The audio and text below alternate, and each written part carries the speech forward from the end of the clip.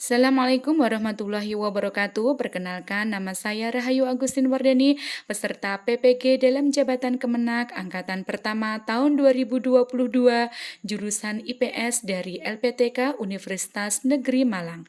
Dalam kesempatan kali ini, saya akan memaparkan laporan best practice dengan metode STAR dari praktek pembelajaran yang telah kami lakukan di MTS Negeri Kota Madiun. Sebelumnya kami ucapkan terima kasih kepada Sivitas Akademika Universitas Negeri Malang, baik dosen, guru pamong, admin, ataupun helpdesk atas bimbingan dan arahannya sehingga laporan ini dapat terselesaikan dengan baik. Tak lupa juga kami ucapkan terima kasih kepada teman-teman para peserta PPG lainnya atas masukan dan motivasinya. Praktek pembelajaran kali ini berada di lokasi MTS Negeri Kota Madiun yang berada di lingkup Kementerian Agama. Waktunya berada pada siklus 2 antara tanggal 10 sampai tanggal 16 September tahun 2022. Tujuan yang ingin dicapai adalah meningkatkan motivasi belajar melalui model pembelajaran problem-based learning pada pelajaran IPS di MTS Negeri Kota Madiun. Best practice dengan metode STAR meliputi situasi, tantangan, aksi, dan refleksi. Yang pertama adalah situasi. Situasi meliputi kondisi yang menjadi latar belakang masalah, mengapa praktek ini penting untuk dibagikan, dan apa yang menjadi peran dan tanggung jawab kita dalam praktek ini. Yang pertama adalah latar belakang masalah. Latar belakang masalah meliputi yang pertama yaitu keaktifan siswa belum maksimal. Kurang lebih hanya 50% siswa yang aktif dalam pembelajaran, sehingga proses belajar mengajar hanya didominasi oleh siswa tertentu. Hal ini disebabkan karena pembelajaran di kelas belum memaksimalkan keaktifan siswa. Siswa juga jarang bertanya jika belum paham dan hanya sebagian saja yang menjawab pertanyaan yang dilontarkan saat pembelajaran berlangsung. Latar belakang masalah yang kedua yaitu penggunaan model ataupun metode pembelajaran yang aktif dan kreatif masih kurang. Hal ini juga menjadi salah satu penyebab siswa kurang aktif di kelas. Sebesar 60% pembelajaran di kelas masih teacher center, sehingga siswa saat pelajaran berlangsung tidak terlibat aktif dalam proses belajar sehingga pembelajaran cenderung membosankan bagi sebagian siswa. Latar belakang masalah yang ketiga yaitu minat dan motivasi belajar siswa yang belum optimal. Siswa kurang antusias ataupun kurang semangat dalam pembelajaran. Terkadang siswa merasa jenuh atau bosan saat pembelajaran berlangsung. Minat siswa yang kurang juga dikarenakan muatan materi pada IPS yang terlalu banyak dan juga buku pelajaran yang menunjang kurang variatif serta pembelajaran yang kurang aktif dan kreatif. Latar belakang masalah berikutnya yaitu sekitar 40% siswa nilainya masih di bawah KKM. Ketertarikan siswa terhadap mapel IPS juga sangat mempengaruhi penilaian hasil belajar siswa. Kurangnya siswa memperhatikan saat pembelajaran berlangsung juga mempengaruhi daya serap siswa terhadap materi tersebut.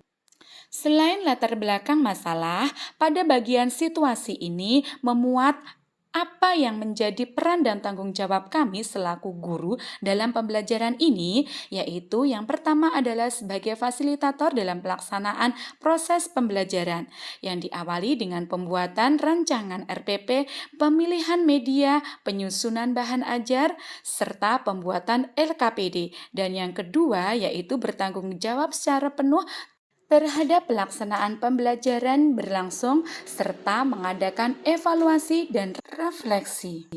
Berikutnya akan kami paparkan tentang tantangan. Apa saja sih yang menjadi tantangan untuk mencapai tujuan tersebut dan siapa saja yang terlibat?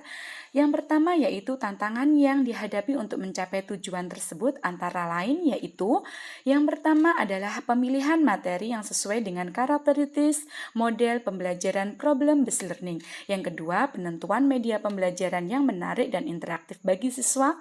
Yang ketiga, menumbuhkan motivasi siswa sehingga pembelajaran dapat berlangsung secara aktif dan kreatif serta menyenangkan. Yang keempat, tantangannya adalah menciptakan pembelajaran yang berorientasi pada siswa Tantangan kelima, melaksanakan sintaks dalam tahapan pembelajaran yang sesuai dengan RPP yang telah dibuat dan dilaksanakan. Tantangan selanjutnya yaitu pada sintaks ketiga ada beberapa siswa yang kurang aktif dalam berdiskusi di kelompoknya, sehingga terkadang diskusi hanya didominasi beberapa orang saja.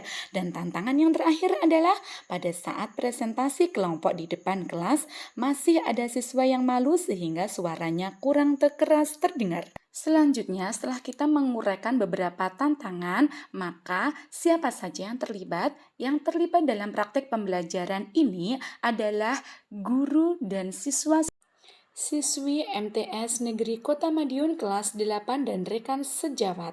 Guru berfungsi untuk perencanaan dan fasilitator pembelajaran.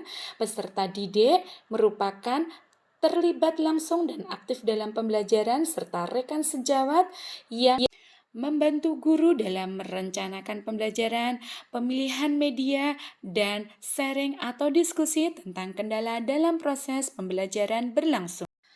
Adapun langkah-langkah yang dapat dilakukan untuk menghadapi tantangan tersebut di atas, di antaranya yang pertama adalah memilih dan mencari materi yang mudah untuk disesuaikan dengan karakteristik problem-based learning, yang mana sekiranya materi tersebut dapat diaplikasikan dalam pembelajaran dengan metode PBL. Berikutnya yaitu merencanakan media pembelajaran dengan memilih video yang tepat sesuai dengan masalah yang dapat diangkat pada materi pembelajaran. Kesesuaian dalam memilih video ini yang ditayangkan dengan konteks materi dalam kehidupan sehari-hari sangatlah penting agar pembelajaran tetap terarah dan sesuai dengan materi yang disampaikan, sehingga siswa menjadi mudah untuk memahaminya. Langkah yang ketiga yaitu pengadaan reward, baik itu berupa bintang ataupun pujian, dapat menjadi perangsang siswa untuk mengikuti pembelajaran dengan aktif. Langkah yang keempat yaitu pemilihan masalah yang tepat.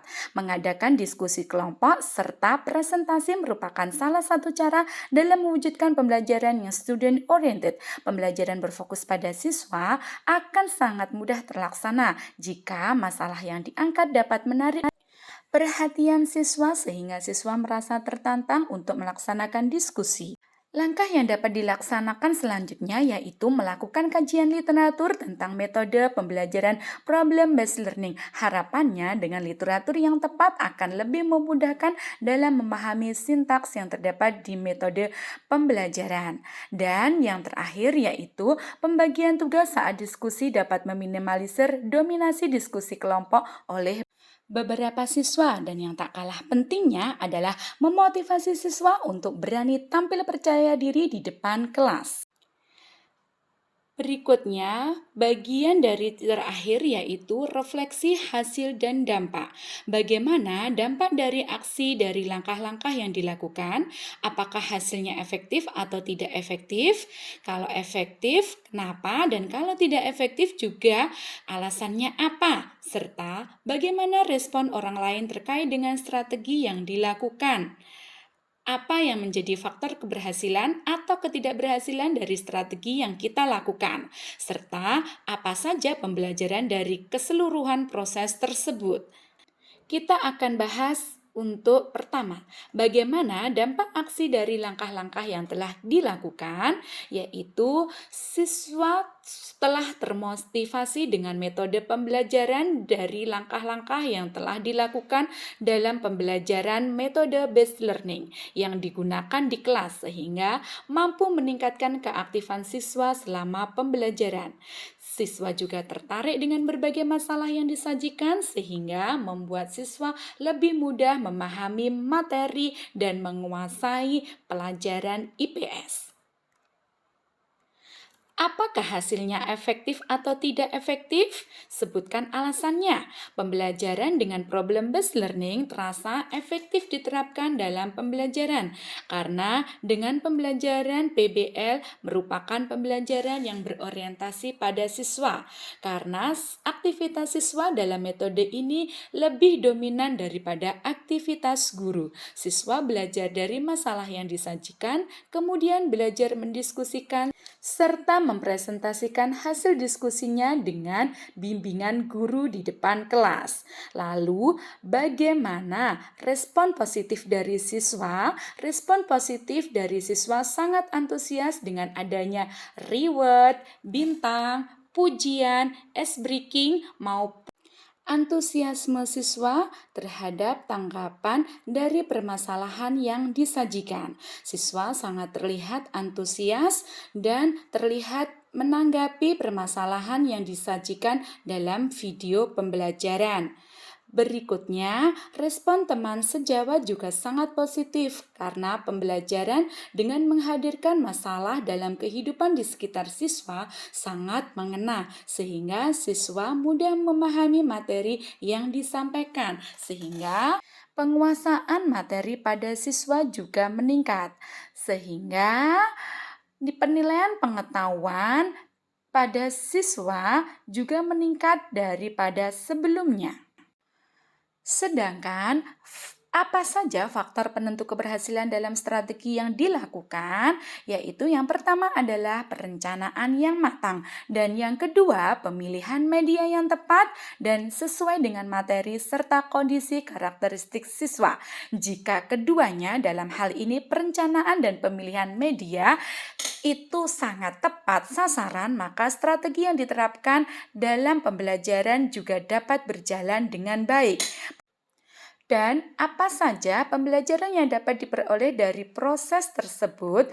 Antara lain yaitu yang pertama adalah belajar menggunakan problem-based learning dengan tahapan yang tepat.